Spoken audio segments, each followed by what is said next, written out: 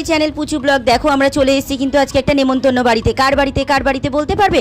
চলো আমরা বলে দিই। একটা কাকিমার বাড়িতে চলে এসেছি, কাকা কাকিমার বাড়িতে। পাশের বাড়ি থাকতো আমাদের, এখন অনেকটা দূরের দিকে চলে এসেছে। রাতের বেলা নেমন্তন্ন ছিল, আমি আমার ভাই ছেলে চলে এসেছি তিনজনে মিলে। আর ওদের বাড়িটা এসে দেখিয়ে দিলাম তোমাদের, কি সুন্দর দেখো বাড়িটা। কিচেন এটা কিন্তু, তারপরে রয়েছে দুখানা রুম, ডাইনিং রুম, আর তারপর টয়লেটটাও রয়েছে। তার সাথে রয়েছে একটা দুর্দান্ত জিনিস, যেটা হচ্ছে ঘরের ভেতরে একটা এত সুন্দর একটা মন্দির। সিংহাসনটা কিন্তু খুব সুন্দর করে সাজানো রয়েছে। আর এই যে সুরজিৎ আর এই যে দাদার একটা ছেলে রয়েছে, কাকিমার একটা ছেলে রয়েছে, দাদা সত্যদার ছেলের সাথে কিন্তু খেলতে বসে গেছে। আমি যখন ভিডিও করছিলাম বৌদি কিন্তু ঘরে ছিল না। বৌদি বলা চলে না, বিয়ের আগে কিন্তু আমরা বন্ধুই ছিলাম, টগরি।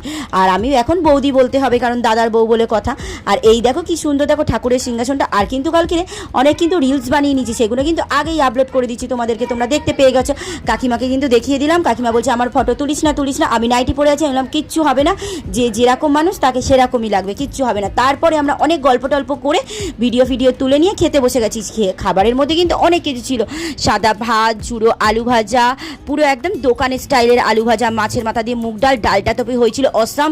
তার সাথে ছিল মাছ, মাংস, আর ছিল চাটনিটা তো হেভি খেতে হয়েছিল। পাঁপড় ছিল, দুরকম মিষ্টি। উফ, এক কথায় একদম পেট ভরে গেছে। পটল ভাজাটা ছিল কিন্তু, আর ছিল উচ্ছে দিয়ে একটা বড়ি দিয়ে রেসিপি, হেভি খেতে লেগেছে। তোমাদের কেমন লাগলো জানিও কিন্তু। দেখতেই পেয়েছিলে, শোন না অন্ধকার হচ্ছে, দেখতেই পেয়েছিলে একজনের বাড়িতে নেমন্তন্ন গেছি, এত খেয়েছি।